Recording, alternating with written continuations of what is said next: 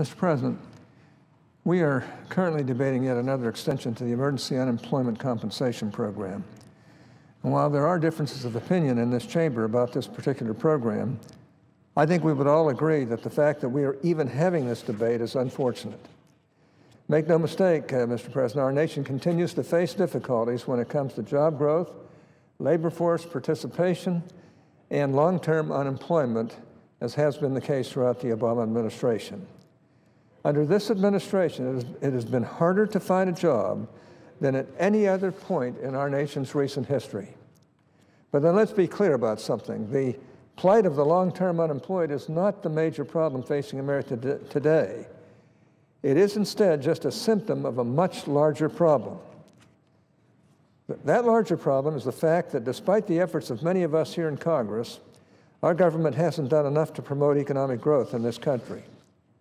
Far too often, our government has interfered in ways that have stunted growth and prevented a robust recovery from taking place.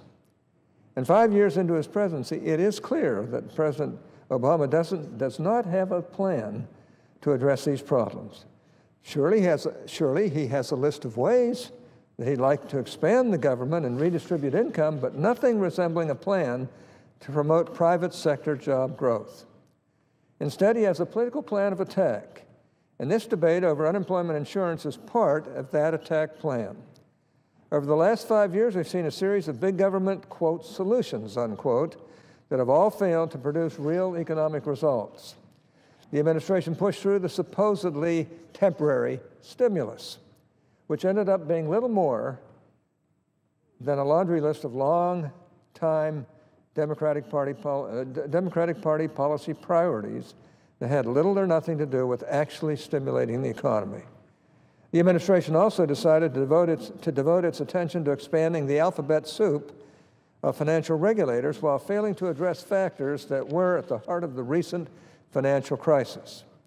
Lacking ideas of its own, the Obama administration created and turned to a Jobs Council to try to understand private job creation, only to later dissolve the council while not having instituted any meaningful policies to create jobs.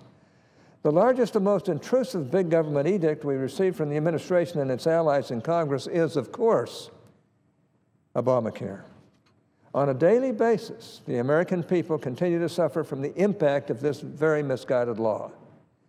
People have lost their jobs or have been moved into part-time work. People have been forced off their health care plans. People have been forced, under fear of penalty, to purchase insurance coverage that they don't want or need. People have had their private and financial information put at risk thanks to the lack of security in the Obamacare exchanges. And perhaps worst of all, people have seen the cost of their health care go up across the board. Obamacare is the worst in a series of bad economic policies we've seen since this president came into office. And the results speak for themselves. Now, at the beginning of a new year, we see very clearly what the president and his Democratic allies in Congress plan to do about all of this. And the answer is nothing. Instead of working with us to enact pro-job and pro-growth policies, they are picking fights with Republicans on issues like unemployment insurance. And instead of trying to root out the causes of our economic problems, they're giving speeches vilifying anyone who might have a different view on these issues. Like I said, President Obama and the Senate Democrats have no economic plan, only a political plan of attack. Let's consider this debate on unemployment compensation or insurance for a moment. I think there are many who would question why we didn't have this debate about extending long-term unemployment benefits sooner.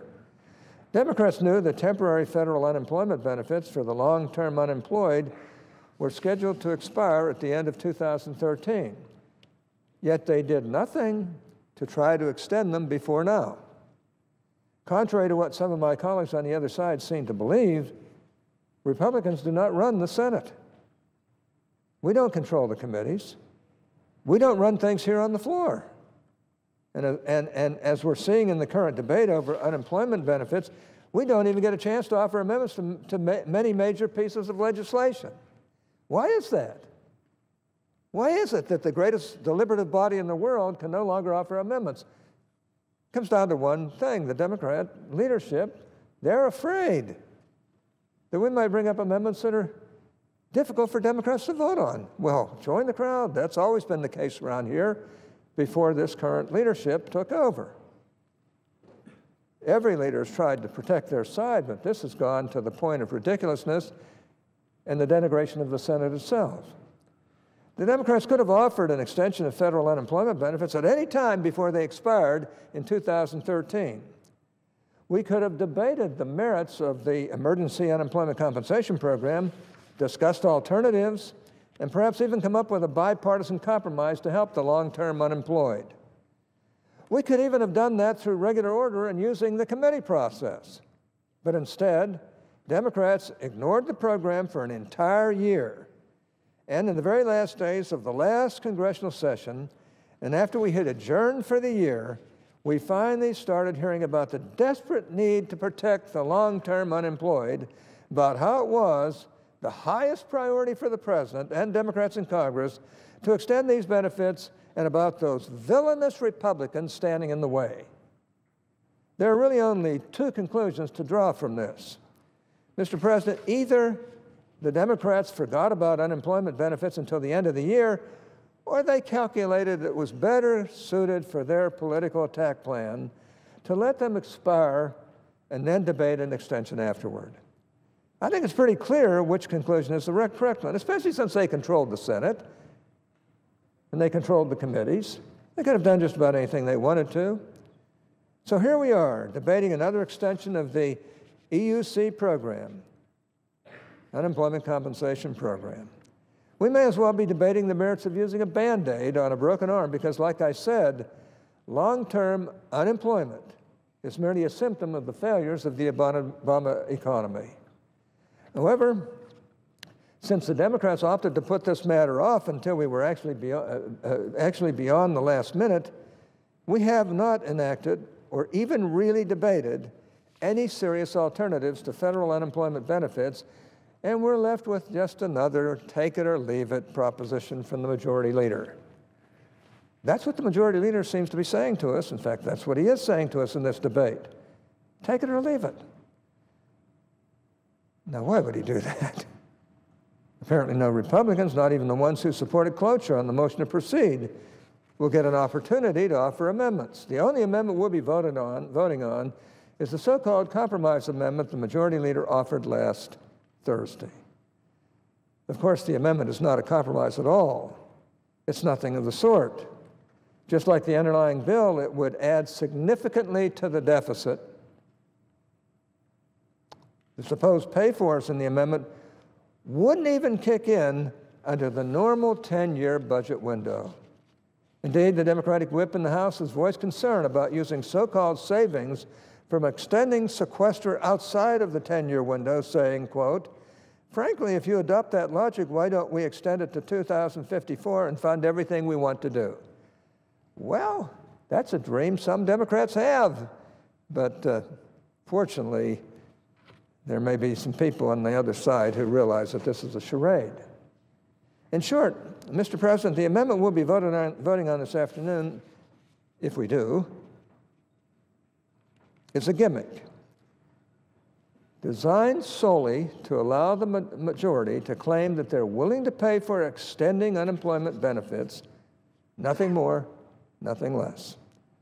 Once again, this is apparently the only amendment we'll get a chance to vote on when it comes to extending the Emergency Unemployment Compensation Program, which is par for the course under the current Senate majority. Mr. President, it's pretty clear what my colleagues in the majority want to do. Contrary to their claims, passing this legislation and extending unemployment benefits, it's not their highest priority. Their highest priority is to use the long-term unemployment as pawns in their political attacks on Republicans who support a different approach, one that's paid for, fairly paid for, honestly paid for, and understandably paid for. If I'm wrong and my colleagues on the other side of the aisle are serious about wanting to extend this program, why would they not allow for votes on Republican amendments or even Democrat amendments? There's some complaints on the Democrat side. Even we, the Democrats, they're saying, don't have the privilege of bringing up amendments. And as we continue on here, the committees are a waste of time under the way the Senate is currently being run, because everything is run right out of the leader's office. Republicans have offered a number of amendments to the underlying legislation. Why not allow them to come up for a vote? Are they afraid that we might pass some Republican amendments when they have 55 Democrats in the Senate? If, as the majority leaders claim, none of our ideas are serious enough to warrant consideration, why not bring them up? And let Democrats, who once again have a majority here in the Senate, vote them down. That could have been done. The problem is they know that some of these amendments are worthwhile, worthy amendments that might pass, or might cause some heartburn to some on both sides, maybe. Well, I'm certainly used to heartburn over the years, I'll tell you that. Well, Republicans have offered a number of amendments to the underlying legislation. Why not allow them to come up for a vote? If, as the majority leader has claimed, none of our ideas are serious enough to warrant consideration, why not just allow them to be brought up, limit the time for the debate, and let the Democrats, who once again have a majority here in the Senate, vote them down? The only conclusion that we can draw is that they're afraid that if we held a vote, some of our amendments might actually pass, which would distract from the political message they want to send with this debate on the floor.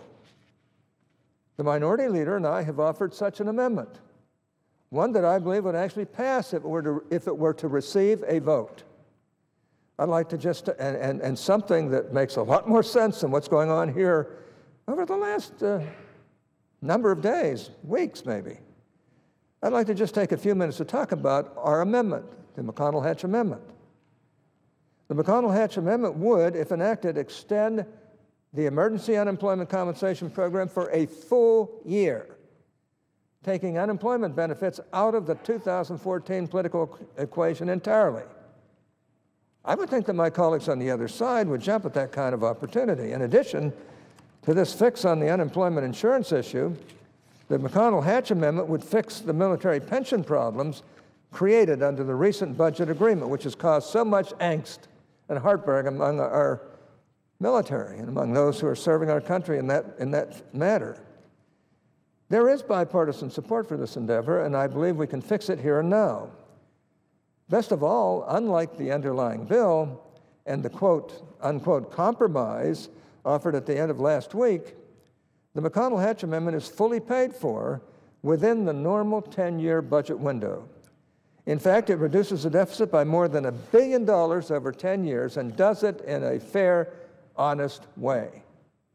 One way that it pays for the extension is to close the loophole in the law that allows people to claim both unemployment insurance and Social Security disability insurance. The majority leader claims that he wants to do this, but our amendment does it in a much more efficient way, something that makes economic sense. However, the primary pay-for in our amendment, which once again allows us to extend unemployment benefits for a full year and fix the military pensions issue, is a one-year delay in the Obamacare individual mandate. A one-year delay. That's it. I know some of my friends on the other side, including the distinguished majority leader, have already deemed this proposal controversial, but it shouldn't be. The problems with the implementation of Obamacare have been fully cataloged at length here on the floor and elsewhere. No one in their right mind would argue that the implementation is going well. Nobody. It's not going well. You would give them a chance to amend this bill over the next year, although I don't think you can amend the bill, but at least give them a chance to. And sooner or later, they're going to have to do it anyway, so what do they give up? Members of both parties have come out in support of delaying the individual mandate. Of both parties, not just Republicans, but Democrats too. They know it's a disaster. Regardless of where you stand on Obamacare, if you support it, or if you, like me, want to see it repealed, delaying the mandate is a bipartisan idea, and it just makes sense. What are they afraid of? With a law this unpopular and a rollout going this badly, I would think that many of my friends on the other side of the aisle would get on board with a one-year delay. Once again, such a delay would allow us to pay for a less politicized extension of federal unemployment benefits, as well as allow us to fix our military pension problems. It's a win-win proposition. It's hard for me to understand why they won't do this. Like I said, I know that the Senate Democratic leadership despises this idea. They've already come to the floor and mischaracterized it on a number of occasions. However, I believe that if this approach, the one-year extension of unemployment benefits and the military pension fix paid for primarily by a one-year delay in the individual mandate, were brought to a vote here in the Senate, members of both parties would support it. And it would be a bipartisan approach to these things that would, I think, be worthwhile. The same can be said for any number of amendments my colleagues have offered. I may be wrong about that, but I don't think I am. If I am wrong, what's the harm in having a vote on the McConnell-Hatch amendment? What's the harm in having a vote on any of the amendments Republicans have offered? What are my colleagues on the other side of the aisle afraid of? We've been putting up with this now for too long a time. I remember the Senate when both sides worked all the time together. They battled even though they differed.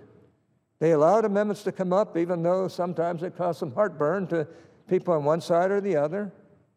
But we did it because this was a legislative body of freedom, which it has devolved in a way that is not freedom. What's the harm in having a vote on any of the amendments?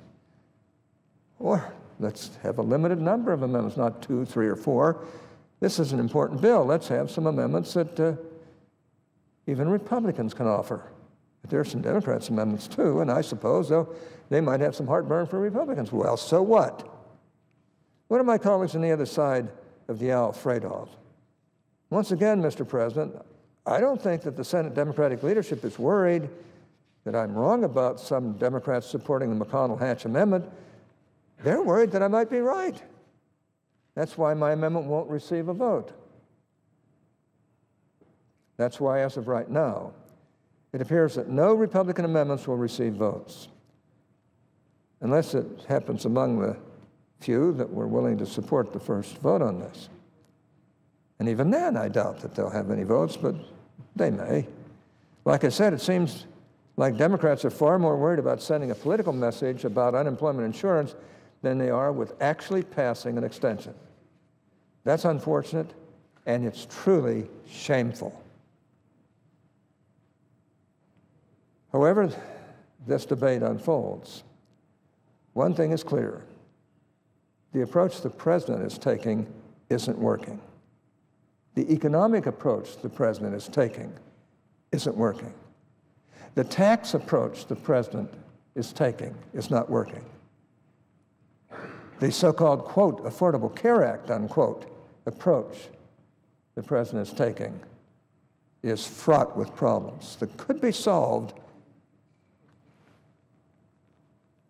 if the Senate was allowed to really work the way the Senate always has in the past. The approach the president and the Senate Democratic leadership are taking isn't working. We're not creating jobs at a time when Americans need them. Americans need, and they need jobs, and we're not generating the type of growth that will allow for such job creation in the near future. As far as I can see, we have two choices. We can either have these same fights over and over again, or we can work together to fix the real underlying problems facing our country instead of focusing on the symptoms and always playing a ridiculous game of politics. I hope that we will choose to work together. But if the tactics we've seen thus far on unemployment insurance are any indication, I think I'm likely to wind up quite disappointed. I am concerned about the United States Senate. I'm concerned about some of the really power-striking poses that have been going on around here that do not allow the Senate to work its will, do not allow for real bipartisanship, do not allow for bringing us together, do not allow for decency on both sides, but just are just plain power-seeking approaches that really do not deserve praise. Mr. President, I yield the floor.